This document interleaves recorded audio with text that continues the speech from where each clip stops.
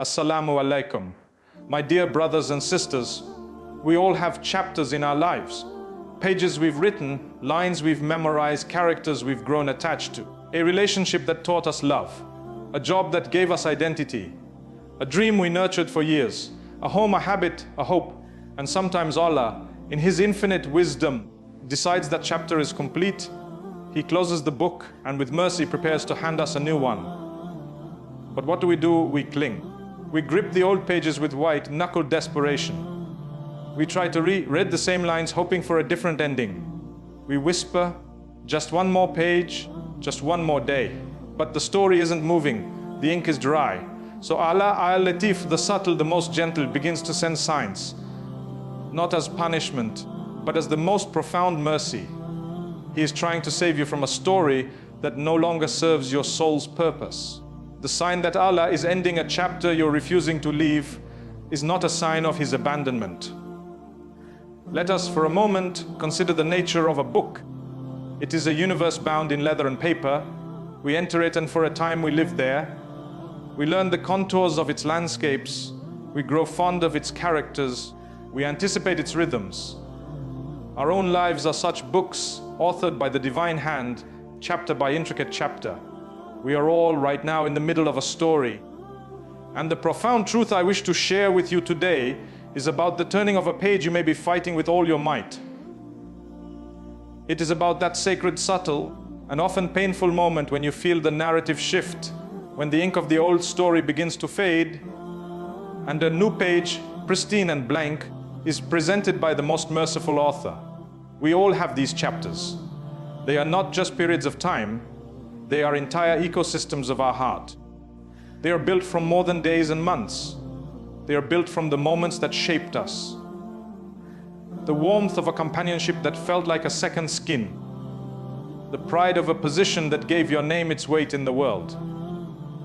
The dream you whispered to the walls of your room at night. A secret so sacred it felt like a part of your soul's blueprint. A home whose every creak in the floorboard was a familiar song.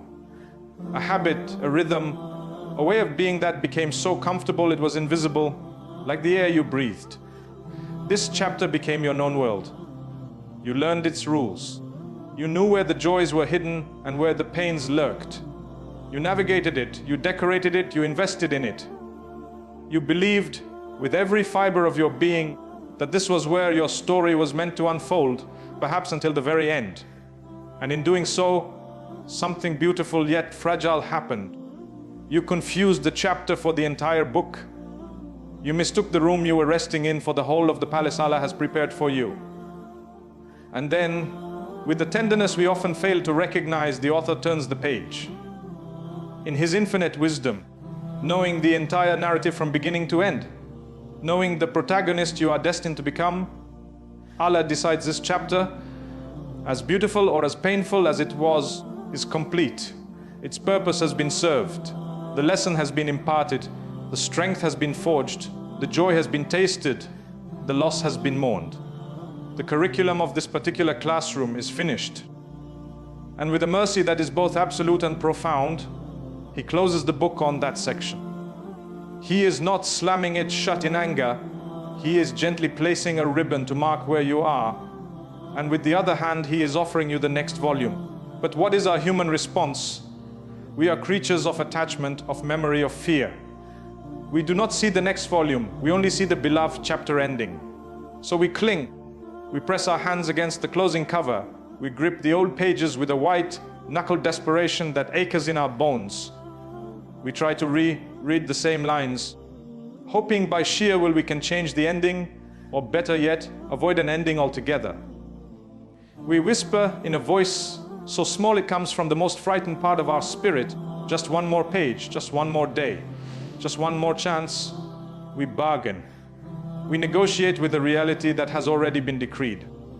We become archivists of a past that is asking to be released, curators of a museum that no longer has visitors. And in that struggle, the story stops moving. It becomes a loop, a recording on repeat.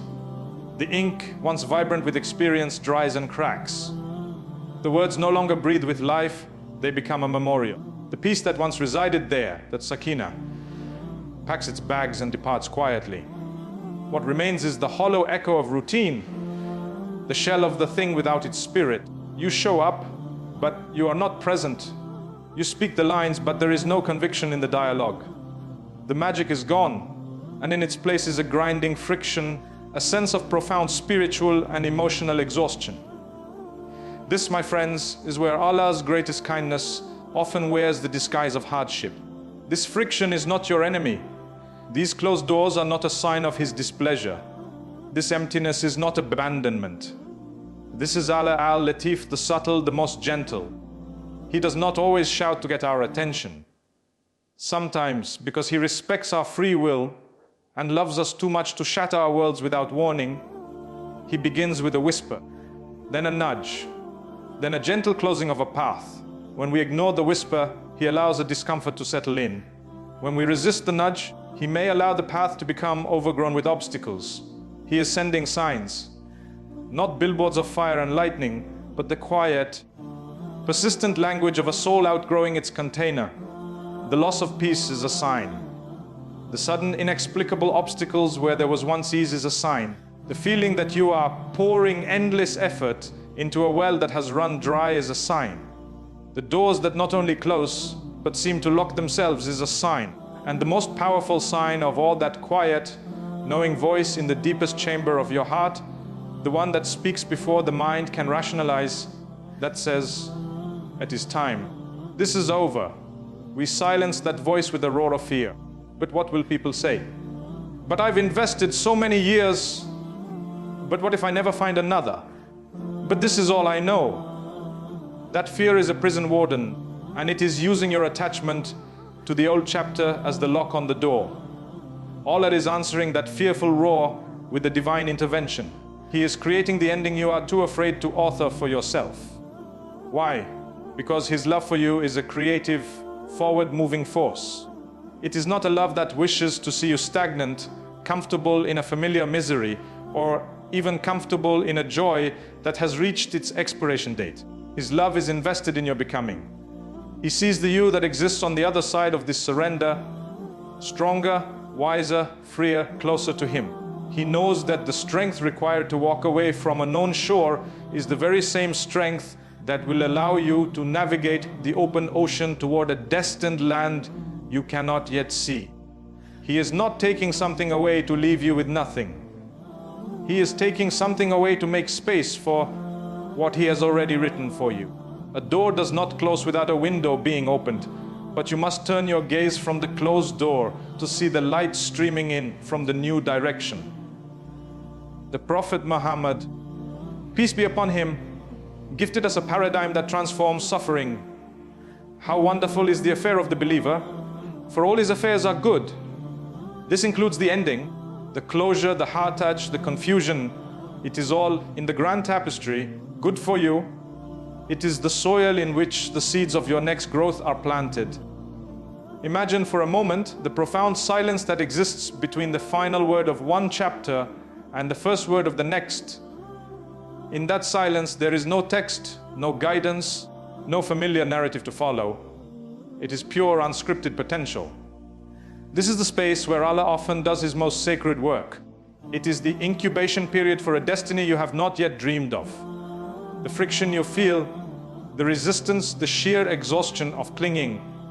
It is not the end of your story.